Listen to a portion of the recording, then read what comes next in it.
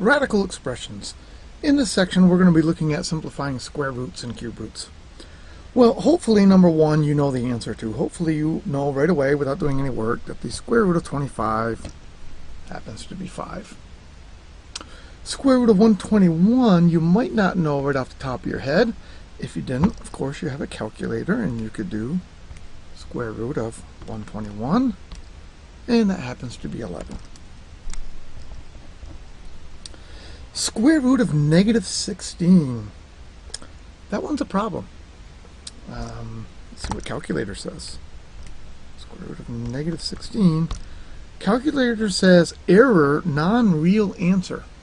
So what's happening here, 5 is the square root of 25 because 5 times 5 gives me 25.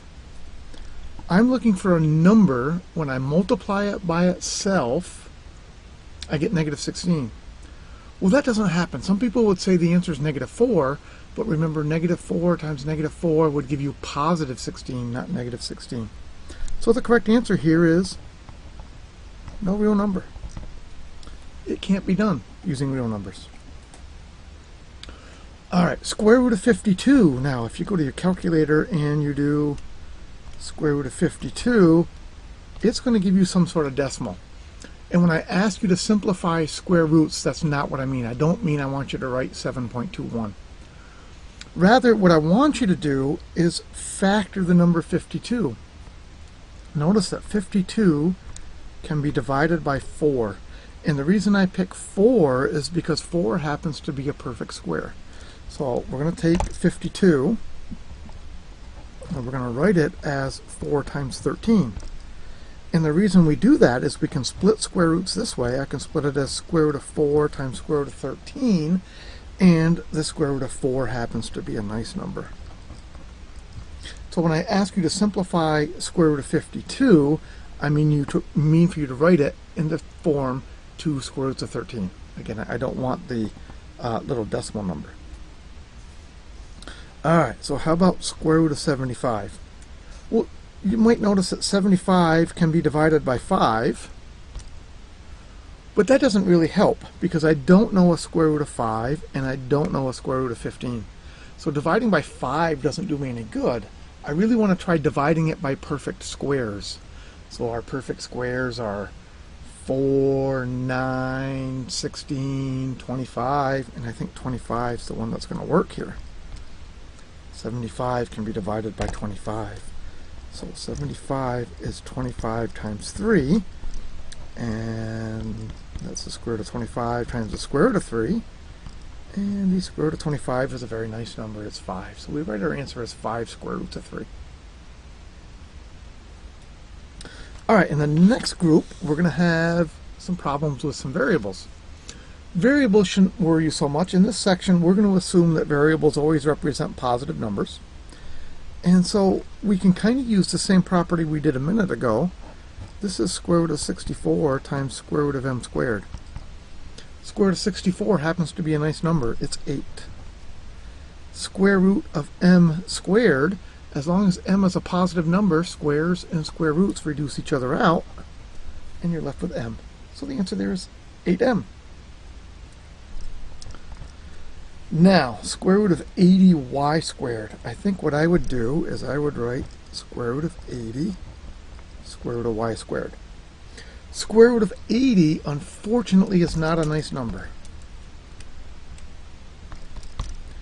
So we've got to try to break it up and simplify it more. 80, I think, can be divided by 16. It can.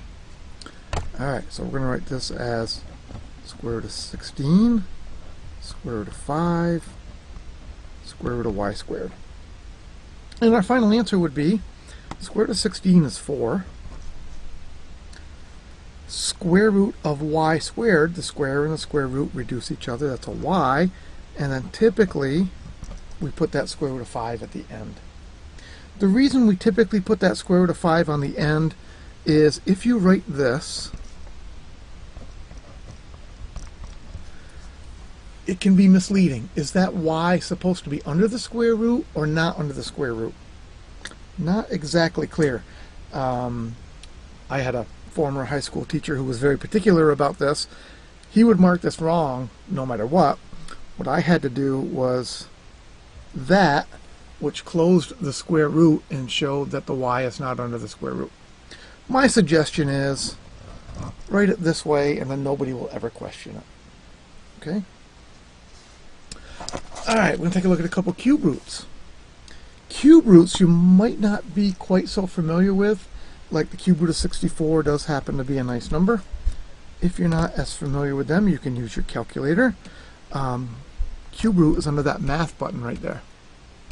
And you'll see it right there, number 4, cube root of 64. Oops. Happens to be 4.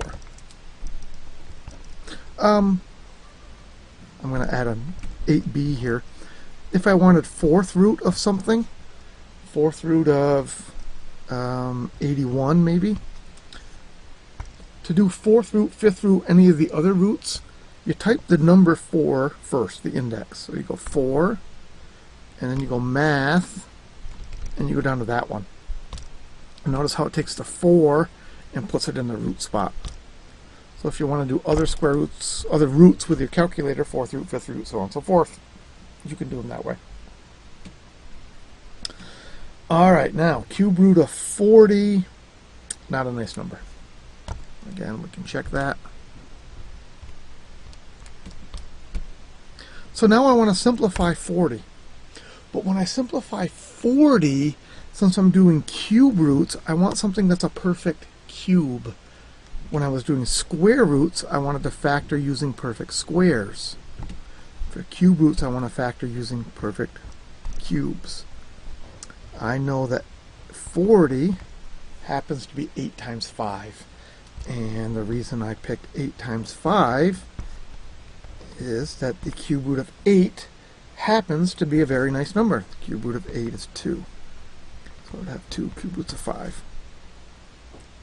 Notice, I guess I'll do a 9b here. If I wanted to do square root of 40, I would factor it differently. If I wanted square root of 40, I would factor it as 4 times 10. Because square root of 4 is a nice number, and I would write it as 2 square roots of 10. So how you want to factor depends on which root you're doing. If you're looking for square roots, you want to factor with a perfect square.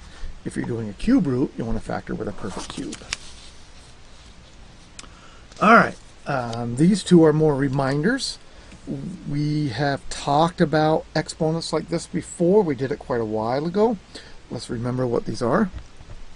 The number on bottom tells us the 2. So since that's tells us the root, I'm sorry. Since that's a 2, this is going to be a square root. And the number on top gives us the power. So that's going to be 5 cubed, 125. And finally, number 11. This is a negative, so it's going to go down on bottom. The 3 on bottom tells us to do a cube root, and the 4 on top tells us to then do the 4th power. So this is 1 over, cube root of 8 is a nice number, 2. So 2 to the 4th, that's 1 over 16. All right, nice little short section. That's it for that one.